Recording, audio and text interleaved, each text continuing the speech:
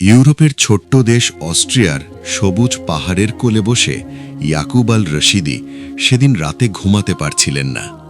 জানালার বাইরে আল্পসের পাহাড় শ্রেণী কুয়াশায় ঢাকা। রাত গভীর হলে বাইরে হালকা বৃষ্টি শুরু হলো।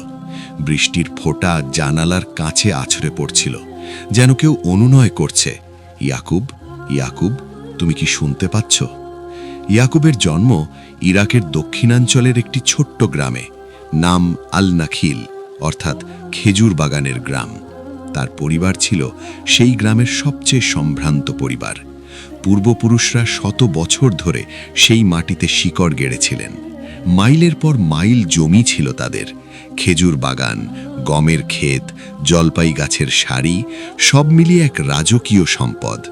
তার বাবা ওসমান আল রশিদি ছিলেন গ্রামের মুরব্বী। মানুষ তাকে সম্মান করত, ভালোবাসত। বংশের নাম উচ্চারণ হলে মানুষ মাথা নত করত শ্রদ্ধায়। কিন্তু এই বিশাল সম্পদের মাঝেও একটি অভাব ছিল, যা ছোটবেলা থেকে ইয়াকুবকে ভাবাত। সম্পদ মানেই নগদ টাকা নয়। জমি আছে, বাগান আছে, ঘরে খাবার আছে, কিন্তু হাতে নগদ পয়সা বলতে গেলে নেই। ইয়াকুব ছোটবেলা থেকে দেখেছেন কিভাবে তার মা একটি সোনার চুড়ি বেচে ভাইয়ের চিকিৎসার ব্যবস্থা করেছিলেন। দেখেছেন কিভাবে প্রতিবেশী চাচা আব্দুল্লাহ তাদের দরজায় এসে ধার চেয়েছিলেন, কিন্তু দেওয়ার মতো নগদ কিছু ছিল না। সম্পদ ছিল, কিন্তু সেই সম্পদ কাউকে সাহায্য করার মতো তরল ছিল না। এই অসহায়ত্ব ইয়াকুবের মনে গভীর দাগ কেটেছিল। বড় হয়ে ইয়াকুব বৃত্তি পেয়ে ভিয়েনায় পড়তে এসেছিলেন। অর্থনীতিতে পিএইচডি করেছিলেন। এখন অস্ট্রিয়ার একটি ছোট্ট শহর হলস্টাটের কাছের গ্রামে একটি সুন্দর বাড়িতে থাকেন। ইউরোপিয়ান ইউনিভার্সিটিতে প্রভাষক পদে কাজ করেন। জীবন সাজানো, গোছানো। বাইরে থেকে দেখলে মনে হয় সব কিছু ঠিকঠাক, কিন্তু ভেতরে ভেতরে কোথাও একটা শূন্যতা ছিল, যেটাকে তিনি নাম দিতে পারতেন না। রাতে বিছানায় শুয়ে ছাদের দিকে তাকিয়ে থাকতেন। মনে হতো জীবনটা অনেক সাজানো হয়ে গেছে, কিন্তু কোথাও যেন একটা গুরুত্বপূর্ণ জিনিস ছুটে যাচ্ছে। সেই রাতে ঘুম এলো অনেক দেরিতে, আর ঘুমের মধ্যে এলো সেই স্বপ্ন। স্বপ্নে ইয়াকুব দেখলেন একটি বিশাল মাঠ, সূর্য ডুবছে দিগন্তে, আর সেই লালচে আলোর মধ্যে একজন বৃদ্ধ মানুষ দাঁড়িয়ে আছেন। সাদা পোশাক, সাদা দাড়ি, মুখে অদ্ভুত এক শান্তির আলো। চোখ দুটো এত গভীর যে সেখানে তাকালে মনে হয় পুরো আকাশ দেখা যাচ্ছে। বৃদ্ধ তার দিকে তাকালেন এবং বললেন, ইয়াকুব, তুমি রাজার আসনে বসে আছো, কিন্তু তোমার হৃদয়ে জানে না গরিবের পেটের জ্বালা কেমন। তুমি সম্পদের মালিক, কিন্তু তোমার সম্পদ কতজন মানুষের জীবন বদলেছে। যাও, মাটির কাছে ফিরে যাও, মানুষ গড়ো, আলো জ্বালো। বৃদ্ধ আর কিছু বললেন না, শুধু হাত তুলে দূরের একটি ভবনের দিকে ইশারা করলেন। সেই ভবন থেকে আলো বেরিয়ে আসছে, এত উজ্জ্বল, এত সুন্দর যে চোখ ধাঁধিয়ে যাচ্ছে। ইয়াকুব চমকে জেগে উঠলেন। ভোর 4টে, ফজরের আজান ভেসে আসছে দূর থেকে। সেই পরিচিত সুর, আল্লাহু আকবার, যেন সরাসরি বুকের মধ্যে গিয়ে লাগছে। তিনি উঠে অজু করলেন, নামাজে দাঁড়ালেন, সেজদায় মাথা রাখলেন। আর সেজদায় থাকতে থাকতে তার চোখ ভিজে গেল। কতদিন এভাবে কাঁদেননি, কতদিন মনের গভীর থেকে কিছু অনুভব করেননি। সেই রাতের সেজদায় ইয়াকুব আল রশিদি অনুভব করলেন জীবন বদলানোর সময় এসেছে। পরের কয়েকটি দিন ইয়াকুব অস্থির ছিলেন। ক্লাসে পড়াতে যাচ্ছেন, কিন্তু মন পড়ে আছে অন্যত্র। রাস্তায় হাঁটছেন, কিন্তু চোখ দিয়ে দেখছেন ভিন্ন কিছু। অস্ট্রিয়ার এই সুন্দর গ্রামের পাকা রাস্তা, সুন্দর ঘরবাড়ি, সাজানো বাগান, সবকিছুর মাঝেও তিনি দেখতে পাচ্ছিলেন এমন কিছু মানুষকে যারা হাসছেন না, যাদের চোখে একটা অদৃশ্য ক্লান্তি, একটা নীরব বেদনা। হলস্টাটের পাশের গ্রামে ছিলেন মামুদ চাচা, সিরিয়া থেকে আসা শরণার্থী, বয়স 60-এর কাছাকাছি। একসময় দামেস্কে স্কুল শিক্ষক ছিলেন। ছাত্রছাত্রীরা তাকে ভালোবাসত, পাড়ার মানুষ সম্মান করত। কিন্তু যুদ্ধ সব কিছু কেড়ে নিয়েছে। এখন একটি গুদাম ঘরে কাজ করেন। ভোর 5টায় উঠে বাক্স বহন করেন। শরীর আর আগের মতো নেই, কিন্তু পেট চালাতে হবে। তার ছেলেমেয়েরা ভাষা শিখতে পারছে না, স্থানীয় স্কুলে মানিয়ে নিতে পারছে না। মামুদ চাচা কাজ থেকে ফিরে রাতে বালিশে মুখ গুজে কাঁদেন। একদিন ইয়াকুব তার বাড়িতে গিয়েছিলেন। ছোট্ট ঘর, সামান্য আসবাব, কিন্তু দেওয়ালে কুরআনের আয়াত লেখা ক্যালিগ্রাফি ঝোলানো। চা খেতে খেতে মামুদ চাচা বলেছিলেন, আমার ছেলেটা পড়তে চায়, কিন্তু আরবি শিখবে কোথা থেকে, কুরআন শিখবে কিভাবে? ইসলাম তো শুধু নামাজ রোজা নয়, ইসলাম তো জ্ঞান, ইসলাম তো বিজ্ঞান, ইসলাম তো মানবতা। এই ইউরোপে আমার ছেলে বড় হবে, কিন্তু তার শিকড়ের কথা জানবে না, এই ভয়টা আমাকে রাতে ঘুমাতে দেয় না। সেই কথাগুলো ইয়াকুবের হৃদয়ে বিঁধেছিল কাঁটার মতো। তারপর একদিন তিনি দেখলেন গ্রামের একটি পুরনো গির্জা। গির্জাটি আর ব্যবহার হয় না, দরজায় তালা ঝুলছে, দেওয়ালের রং উঠে গেছে, জানালায় মাকড়সার জাল। কিন্তু ভবনটি বিশাল, মজবুত, পাথরের তৈরি, 100 বছর ধরে দাঁড়িয়ে আছে। ইয়াকুব সেই ভবনের সামনে দাঁড়িয়ে অনেকক্ষণ তাকিয়ে রইলেন। মনে হলো, এই পাথরের দেওয়ালের মধ্যেও কি আলো জ্বলতে পারে না? এই ঘুমন্ত ভবন কি আবার জেগে উঠতে পারে না? ইয়াকুব প্রথমে তার পুরনো বন্ধু সুলাইমানকে ফোন করলেন। সুলাইমান ভিয়েনায় একটি এনজিও চালান, মানুষের পাশে দাঁড়ানোই তার কাজ। তারপর ডাকলেন মামুদ চাচাকে, তারপর স্থানীয় মসজিদের ইমাম শেখ ইউসুফকে। শেখ ইউসুফ ছিলেন মিশরীয়, 30 বছর ধরে ইউরোপে আছেন, মানুষের মনের গভীরে কথা বলতে পারেন। 4 জন মিলে বসলেন একদিন সন্ধ্যায় ইয়াকুবের ছোট্ট বসার ঘরে। বাইরে আল্পসের পাহাড় থেকে ঠান্ডা বাতাস আসছে, ভেতরে চায়ের কাপ গরম। আগুনের কাছে বসে 4 জন মানুষ একটি স্বপ্নের কথা বলছেন। ইয়াকুব বললেন, আমি একটি স্বপ্ন দেখেছি, শুধু রাতের স্বপ্ন নয়, দিনের স্বপ্ন। আমরা এখানে এই গ্রামে একটি ইসলামিক বিশ্ববিদ্যালয় গড়ব, যেখানে কুরআন পড়া হবে, হাদিস পড়া হবে, কিন্তু পাশাপাশি বিজ্ঞান পড়া হবে, দর্শন পড়া হবে, অর্থনীতি পড়া হবে। যেখানে একজন মুসলিম শিক্ষার্থী আধুনিক জ্ঞানের সঙ্গে দ্বীনি জ্ঞানকে মেলাতে পারবে, যেখানে সে জানবে ইবনে সিনার কথা, আল বিরুনির কথা, ইবনুল হাইসামের কথা, জানবে যে ইসলামের সোনালী যুগে মুসলিমরাই ছিলেন জ্ঞানের প্রতিকৃত। মামুদ চাচা চুপ করে রইলেন কিছুক্ষণ, তারপর ধীরে বললেন, টাকা কোথায় পাবে? ইয়াকুব হাসলেন, আমাদের ইরাকে জমি আছে, সেই জমির কিছু অংশ বেচব। এটা শুধু আমার স্বপ্ন নয়, এটা আমার পরিবারের দায়িত্ব। আমার বাবা সারা জীবন মানুষের জন্য কিছু করতে চেয়েছিলেন, আজ সেই সুযোগ এসেছে। শেখ ইউসুফ ধীরে বললেন, আল্লাহ বলেছেন, তোমরা কি মনে করো যে জান্নাতে প্রবেশ করবে অথচ এখনো তোমাদের পরীক্ষা হয়নি? বেটা, এটা সহজ হবে না, কিন্তু নিয়ত সহি হলে আল্লাহ পথ করে দেন। ইতিহাসে এমন অনেক মানুষ এসেছেন যারা শূন্য হাতে শুরু করেছিলেন, কিন্তু আল্লাহর রহমতে সেই শূন্যতা ভরে গিয়েছিল।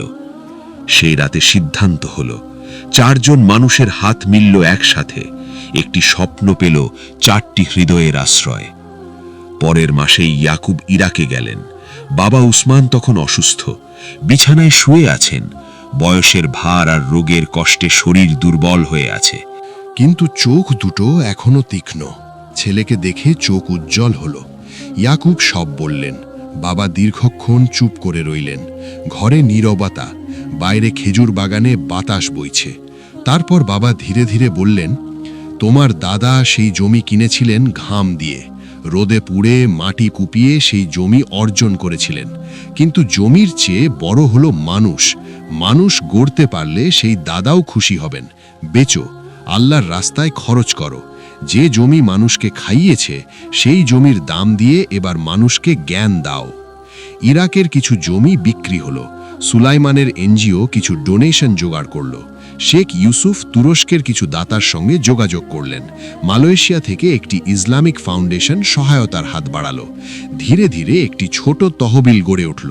যথেষ্ট নয়, কিন্তু শুরু করার মতো। সেই পুরনো গির্জার মালিকের সঙ্গে কথা হলো। বৃদ্ধ অস্ট্রিয়ান মহিলা, নাম আনা, সাদা চুল, নরম মুখ। তিনি বললেন, এই ভবন খালি পড়ে থাকার চেয়ে মানুষের কাজে লাগুক, এটাই ভালো। ঈশ্বর যে কোনো ভাষায় ডাকা হোক না কেন, তিনি একজনই। সাশ্রয়ী মূল্যে ভবনটি ইজারা দিলেন 5 বছরের জন্য। শুরু হলো নির্মাণ কাজ। ইয়াকুব নিজে হাতে রং করলেন দেয়াল। মাহমুদ চাচা করলেন ইলেকট্রিক্যাল কাজ। গ্রামের মুসলিম তরুণরা এগিয়ে এলো স্বেচ্ছাশ্রমে। সকালে কাজ শুরু হতো বিসমিল্লা দিয়ে, বিকেলে চা পানের বিরতিতে কেউ না কেউ কুরআনের আয়াত তেলাওয়াত করত। প্রতিটি পেরেক ঠোকার সময় বিসমিল্লা পড়া হলো। প্রতিটি দেয়ালে আরবিতে লেখা হলো কুরআনের আয়াত।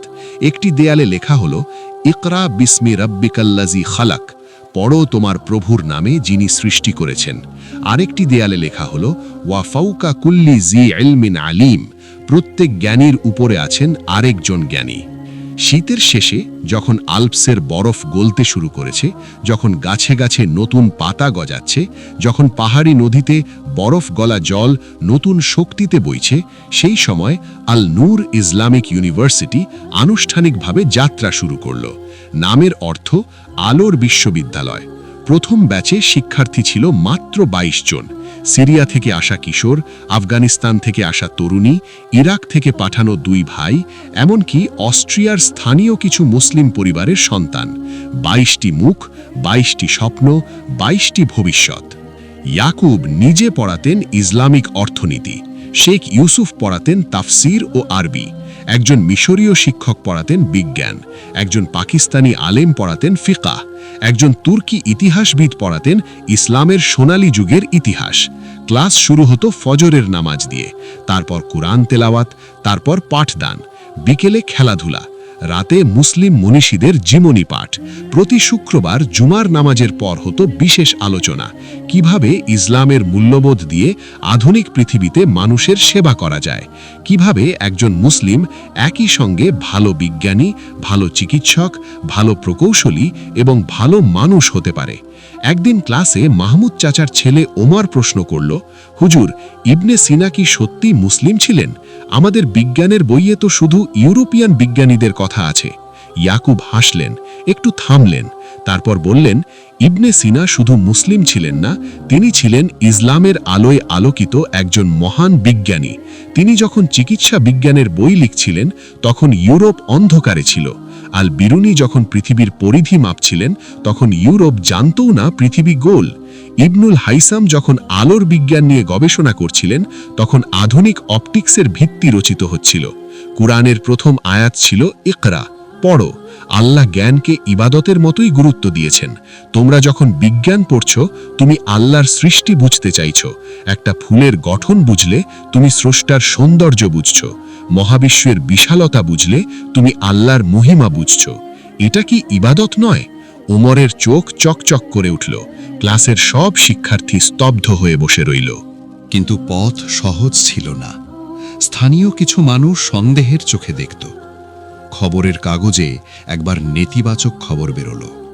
শিরোনাম ছিল, গ্রামে ইসলামিক প্রতিষ্ঠান, উদ্বেগ স্থানীয়দের। কিছু রাজনীতিক মন্তব্য করলেন, এটা কি চরমপন্থার আড্ডাখানা হবে না? ইয়াকুব ঘাবড়ালেন না। তিনি স্থানীয় মেয়র হেলমুটকে আমন্ত্রণ জানালেন ভেতরে এসে দেখতে, সাংবাদিকদেরও। হেলমুট এলেন, দেখলেন শিশুরা পড়ছে, হাসছে, প্রশ্ন করছে। দেখলেন দেয়ালে লেখা, মানব জাতির সেবাই আল্লাহর সেবা। দেখলেন শিক্ষার্থীরা পাশের পথের তুষার পরিষ্কার করছে স্বেচ্ছায়। বৃদ্ধ প্রতিবেশীদের বাজার করে দিচ্ছে, গ্রামের পরিষ্কার পরিচ্ছন্নতায় অংশ নিচ্ছে। হেলমুট বেরিয়ে এসে বললেন, আমি ভুল বুঝেছিলাম, আমি মাফ চাইছি। এই প্রতিষ্ঠান আমাদের গ্রামের জন্য গর্বের বিষয়। দিন গেল, মাস গেল, ঋতু বদলালো। আল্পসের পাহাড়ে বরফ এলো, গেল। বসন্তে ফুল ফুটল, শরতে পাতা ঝরল। কিন্তু আল নূরের আলো কমল না, বরং বাড়তে থাকল। ৩ বছর পরে আল নূর ইসলামিক ইউনিভার্সিটির শিক্ষার্থী সংখ্যা ২০০ ছাড়িয়েছে। ইউরোপের ৫টি দেশ থেকে শিক্ষার্থীরা আসছে। অনলাইনে পড়ছে আরও ৫০০ জন। মাহমুদ চাচার ছেলে ওমর তখন নিজেই শিক্ষক হিসেবে যোগ দিয়েছে। সেই কিশোর যে একদিন আরবি জানত না, সে এখন অন্যদের আরবি শেখাচ্ছে। সিরিয়া থেকে আসা মেয়ে ফাতিমা ভিয়েনা বিশ্ববিদ্যালয়ে বৃত্তি পেয়েছে। আফগানিস্তানের তরুণ ইদ্রিস এখন পদার্থবিজ্ঞানে উচ্চতর গবেষণা করছেন, সঙ্গে ইসলামের দর্শনকে বুকে ধারণ করে। একদিন বিকেলে ইয়াকুব বসেছিলেন বিশ্ববিদ্যালয়ের ছোট বাগানে। আল্পসের বাতাস হালকা হালকা আসছে, পাহাড়ে সূর্য ডুবছে, ঠিক সেই রঙের মতো যা তিনি স্বপ্নে দেখেছিলেন। লাল আর সোনালি মিলিয়ে এক অপার্থিব আলো পাহাড়ের মাথায় থরথর করছে। পাশে এসে বসলেন শেখ ইউসুফ। বললেন, ইয়াকুব, তুমি কি খুশি? ইয়াকুব একটু চুপ করে রইলেন, পাহাড়ের দিকে তাকিয়ে রইলেন, বাগানের মাটির দিকে তাকালেন। তারপর বললেন, আমি যখন সম্পদ ছিলাম তখন আমার হাত ছিল ভারী, কিন্তু হৃদয় ছিল ফাঁকা। আজ হাত হালকা, কিন্তু হৃদয় ভরা। আমি যা হারিয়েছি তার হিসাব নেই, কিন্তু আমি যা পেয়েছি তার কোনো মূল্য হয় না। শেখ ইউসুফ হাসলেন, আস্তে আস্তে তিলাওয়াত করলেন, মাসালুল্লাযীনা ইউনফিকুনা আমওয়ালাহুম ফি সাবিলিল্লাহি কামাসালি হাব্বাতিন আমবাতাত সাবআ সানাবিলা। যারা আল্লাহর পথে তাদের সম্পদ ব্যয় করে তাদের উদাহরণ হলো একটি বীজের মতো, যা 7টি শীষ জন্ম দেয়, প্রতিটি শীষে 100টি দানা। সেই সন্ধ্যায় মসজিদ থেকে মাগরিবের আজান ভেসে এলো। সেই পরিচিত সুর আল্পসের পাহাড়ে প্রতিধ্বনিত হল। ইয়াকুব উঠে দাঁড়ালেন, বাগানের মাটিতে পা রাখলেন, ঠান্ডা মাটির স্পর্শ পায়ের তলায় অনুভব করলেন।